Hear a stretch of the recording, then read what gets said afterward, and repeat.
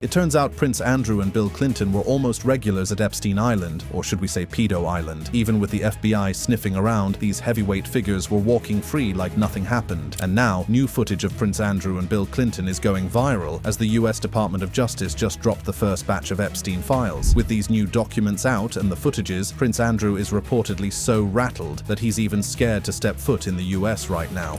Epstein Island, Prince Andrew and Bill Clinton's involvement.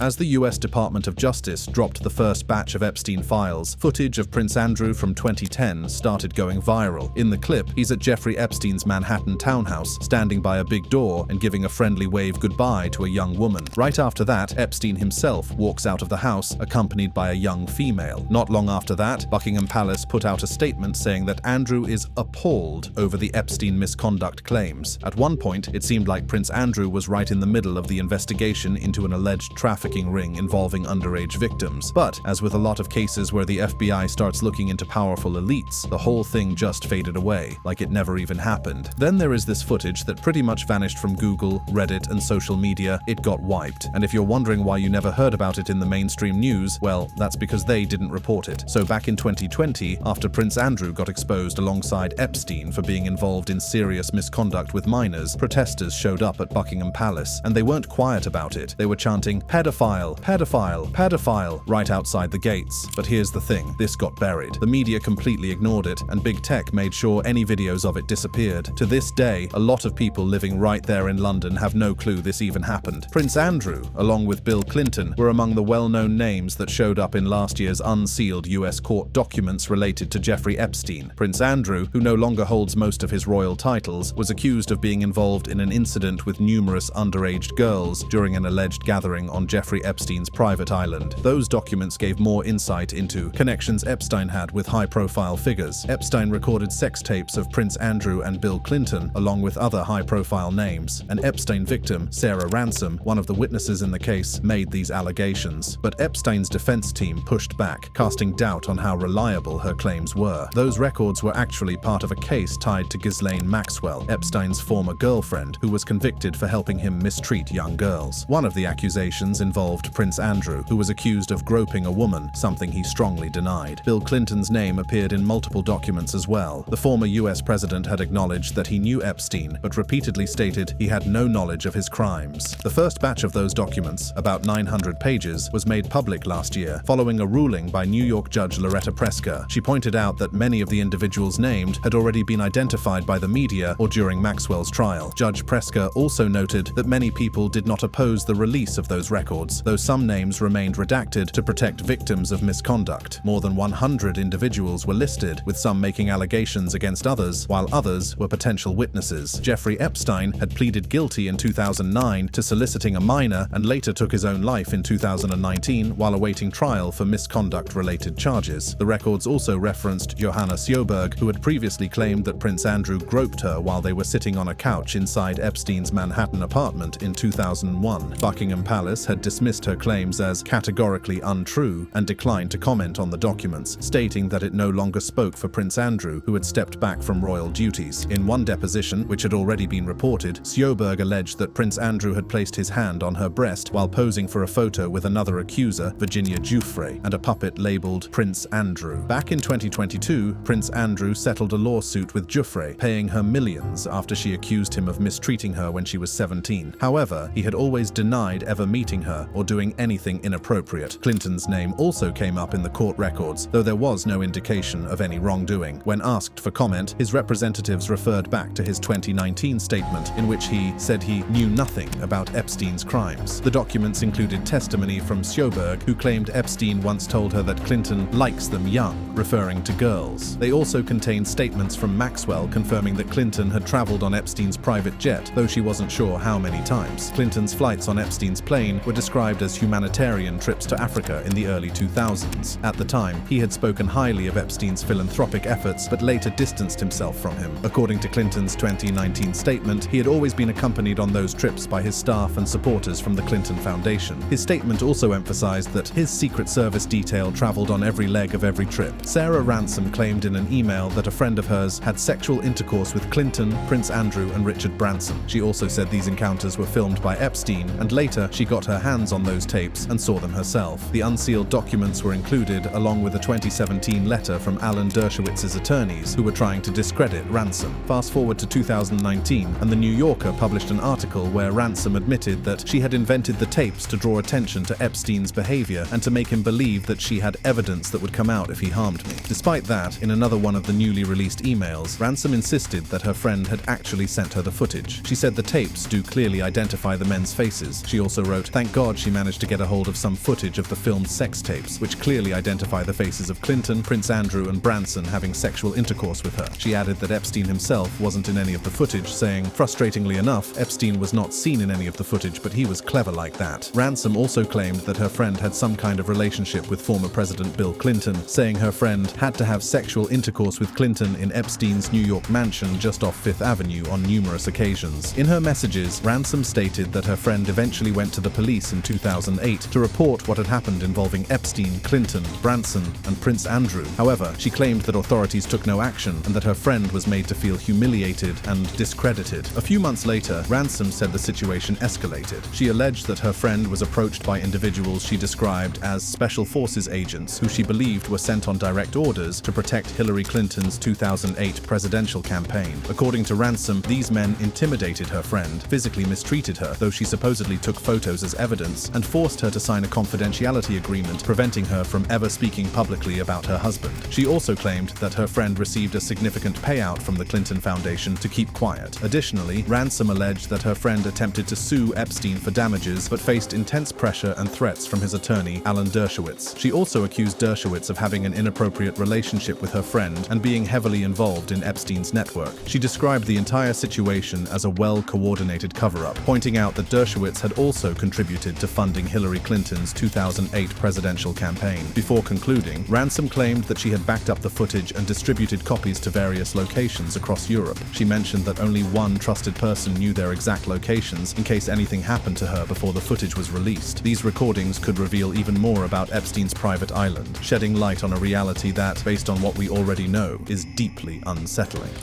Disturbing reality of Epstein Island. Back in 1998, Epstein dropped nearly $8 million to buy Little St. James, an island in the United States Virgin Islands. He didn't just leave it as it was, he went all out, putting up buildings and even shipping in sand because apparently the island didn't have enough to match his taste. He once said the US Virgin Islands were my favorite place to be, but while it might have looked like a 70-acre tropical paradise, what he turned it into was far from that. The claims about what went down on the island are pretty disturbing. According to a lawsuit filed by Virginia Roberts Giuffre, who accused Prince Andrew, which we mentioned earlier, the island was a major hub in a global grooming operation. Epstein's recruiters allegedly sought out young women who were vulnerable to mistreatment, played on their hopes and fears, and lured them in with displays of vast wealth and power. Once they were trapped in his world, they were allegedly forced into situations they couldn't escape from, kept in check through threats and blackmail. The lawsuit described this island as just one piece of a massive network. Private jets were allegedly used to transport victims around the world,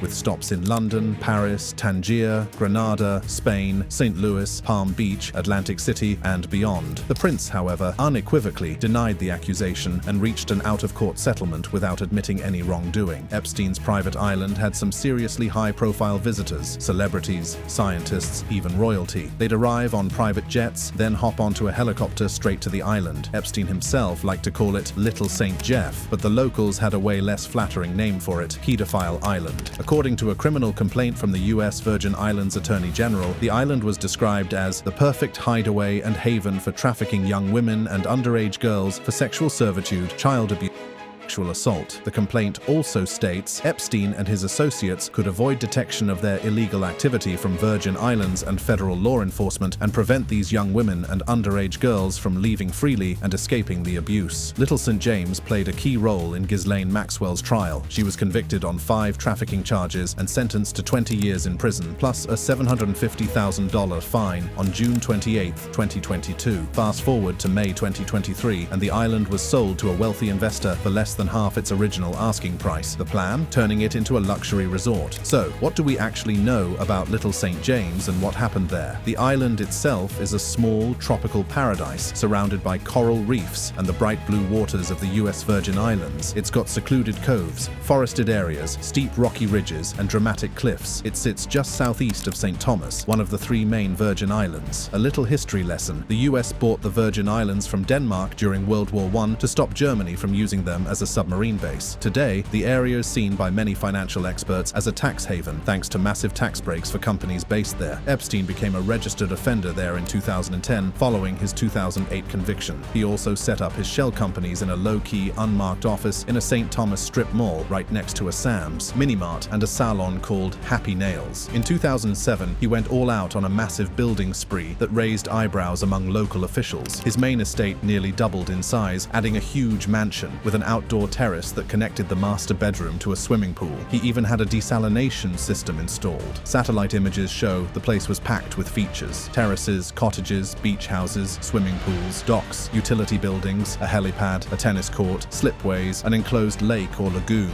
and a bunch of small huts with unknown purposes. The whole island was linked by palm-lined roads, with golf carts zipping people around in about 5 minutes. Drone footage on YouTube gives a better look at the island's layout. There's a massive sundial at its center, big enough to walk on, and 2 tall American flags at opposite ends. At the far end of the island, away from Epstein's mansion, there's a strange blue and white striped structure often called a temple. It sits on a terrace with a red labyrinth design. It used to have a golden dome and 2 gold statues on top, but those were reportedly ripped off during Hurricane Maria. This building doesn't match Epstein's original permit, which was for an octagonal music pavilion. Naturally, this led to wild theories. Some people thought it was an entrance to an underground bunker. Others said it was an altar to an Egyptian deity, a burial site for his parents, or even a place for disturbing rituals. But an investigation suggested it was probably just a private study and music room. In 2016, Epstein expanded his territory by buying Great St. James, a neighboring island twice the size at 165 acres. He allegedly tried to cover it up by pretending the buyer was a Dubai businessman named Sultan Ahmed bin Sulayem. Before his 2008 conviction, Epstein would visit Little St. James 2 to 3 times a month, staying for several days at a time. A former employee described it as a zen-like retreat where he'd walk around in flip-flops, meditative music playing from hidden speakers while women sunbathed topless. And speaking of women, there were always women. Some were attractive, some looked questionably young. They'd be with Epstein, his guests, or sometimes transported to the island on a 38-foot boat named the Lady Ghislaine, reportedly named after his longtime associate Ghislaine Maxwell. The island ran with a full staff, around 70 people, including gardeners, housekeepers, and on-call boat captains. They all wore either black or white polo shirts and were under strict orders to stay out of sight when working. Entering Epstein's 2 offices in the main mansion was strictly off limits. One of them reportedly held a heavily guarded steel safe. According to the LA Times, Epstein had an odd obsession with what he called pirate treasure, old rum bottles and broken pottery found on the island. He'd pay workers between $100 and $1,000 for any interesting pieces they dug up. Miles Alexander, the island's manager from 1999 to 2007, said he was a very kind man, and while I don't approve of things he's been accused of, I liked him very much. Our job was about discretion. We have a clear conscience that we didn't witness anything untoward. Miles and his wife Kathy managed the island for nearly a decade. They said Epstein hated eating meals in front of people, preferring to take snacks to his room, where he also had daily massages. They were strictly forbidden from disturbing him there, but once, when he wasn't around, they found a box of toys. When they were hired, the Alexanders were told one simple rule: what Jeffrey wants, Jeffrey gets. But it wasn't just about him, as he hosted plenty of other powerful figures on his island. High-profile people named in Epstein files.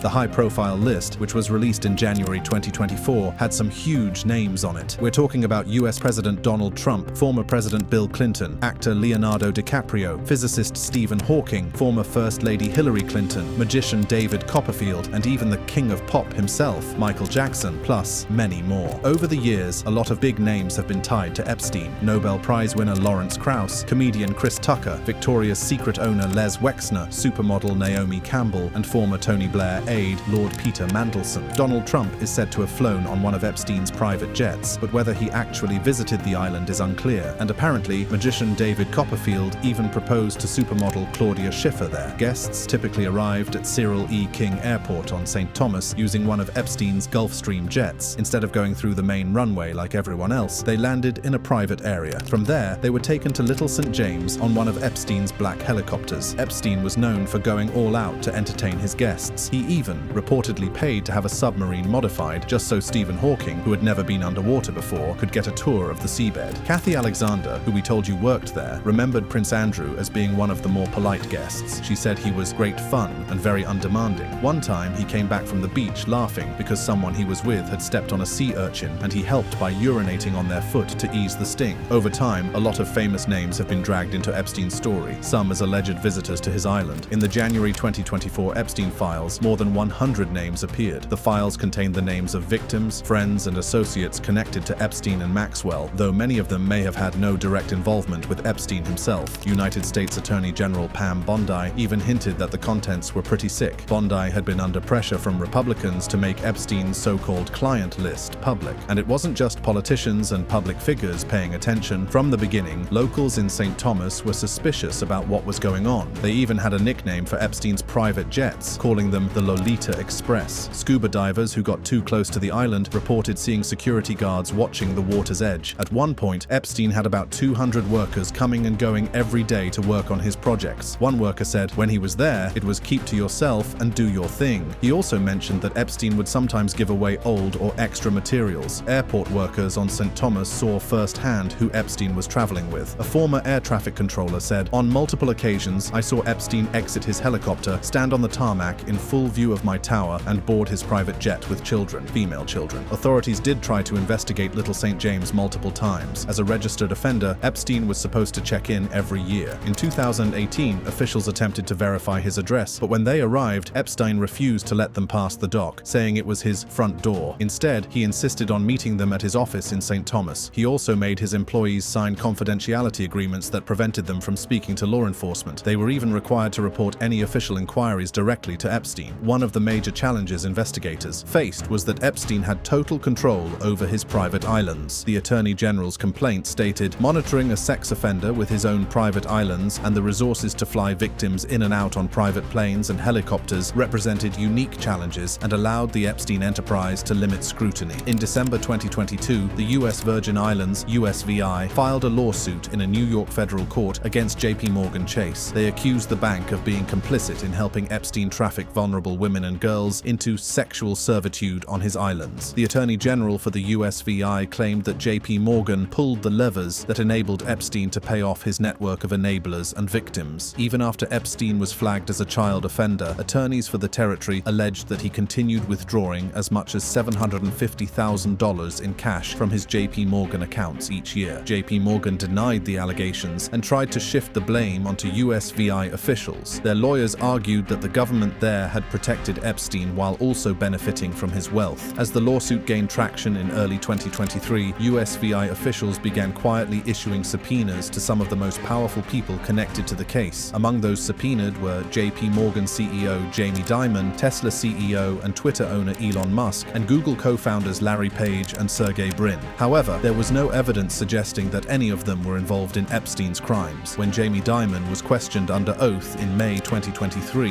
he claimed he had never even heard of Epstein or his misconduct until after Epstein's arrest in 2019. When presented with an email that suggested he and Epstein had a scheduled meeting back in 2010, Dimon strongly denied it. In court filings from May 2023, JP Morgan fired back, accusing USVI officials of actively helping Epstein get away with his crimes. The bank's lawyers claimed that Epstein had essentially bought off high-ranking officials who then protected him while benefiting from his money. They wrote, he gave them money, advice, influence, and favors. In exchange, they shielded and even rewarded him. JP Morgan also alleged that Epstein financially supported a USVI official's political campaign, and in return, he was given special tax breaks. But before the lawsuit could go to trial, JP Morgan suddenly announced in September 2023 that they had settled the case for $75 million without admitting to any wrongdoing. The settlement included $55 million that would go toward Virgin Islands charities and anti-trafficking organizations, with another $20 million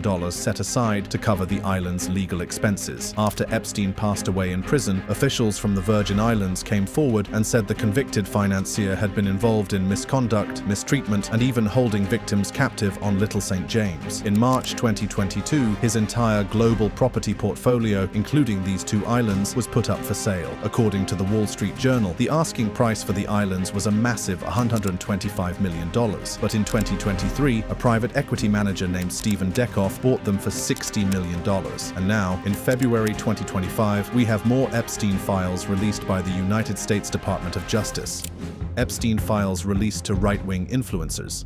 The Justice Department dropped some files on Jeffrey Epstein on February 27th, but people who were hoping for shocking new details or fresh names were out of luck. They first sent the documents to a small group of right-wing social media influencers on Thursday afternoon. Even they weren't too impressed with what was inside. A source who checked out the files said that the documents were over 100 pages long. They mainly contained Epstein's phone book, just a list of contacts, no extra details, and a bunch of addresses blacked out. This person also mentioned that anyone hoping for major new revelations about Epstein's connections to high-profile political or business figures was probably going to be disappointed, and that's exactly what happened. When those conservative influencers started live streaming their reactions, it turned out that most of what they had was already out there. Things like flight logs and names from Epstein's contact list were nothing new. People had seen them before in previous releases. A few hours later, Attorney General Pam Bondi made the documents public for everyone. The names in Epstein's contact book included Michael Jackson, Britain's Prince Andrew, Mick Jagger, Ethel Kennedy, Robert F. Kennedy Jr.'s mother, Alec Baldwin, and former New York Governor Andrew Cuomo. But the document looked like a copy of Epstein's so-called Black Book, which had already been published in 2021 and later even put up for auction. This document is labeled Masseuses with 254 names, but guess what? It's completely blacked out. The flight logs that were released were part of Ghislaine Maxwell's 2021 trial, but there's no client list in this release. Instead, it's a binder marked as Phase 1 of the Epstein files. Pam Bondi gave everyone a heads up about these documents on Fox News, saying, "Breaking news right now. You're going to see some Epstein information released." The Justice Department put them out, claiming it's all about transparency. Now, here's where it gets interesting. Trump, who was president when Epstein got arrested in 2019, had already hinted last year that if he got back into office, he'd push to open up those government files. Now, as these new files have been released by the US Department of Justice, they added a note saying most of this stuff had already been leaked before, but was never officially released by the US government. And that's the thing. People hoping for brand new, shocking details were left disappointed. Then, Bondi sent a letter to FBI Director Kash Patel the next day, claiming even more records had been found. She ordered the FBI to hand over the full and complete Epstein files by Friday morning and told Patel to investigate why all the documents hadn't been turned over in the first place. Patel later responded on X, formerly Twitter, promising to make sure everything gets to the Justice Department. If there are gaps, we will find them. If records have been hidden, we will uncover them, and we will bring everything we find to the DOJ to be fully assessed and transparently disseminated to the American people, as it should be. Despite being accused of misconduct involving dozens of underage girls back in the early 2000s, he only served 13 months in jail. Fast forward to 2019, he was federally indicted in New York over a decade after he secretly made a deal with federal prosecutors in Florida to settle similar charges. His case got so much attention because of his connections, royalty, presidents, billionaires, you name it. Then there's Ghislaine Maxwell, Epstein's former girlfriend, who has her own ties to power. Her dad was Robert Maxwell, a British media tycoon who once owned the New York Daily News. Over the years, thousands of pages of records have surfaced through lawsuits, court filings, public disclosures, and Freedom of Information Act requests. The last major batch came out in January 2024, which we just talked about in detail. But again, most of it wasn't new.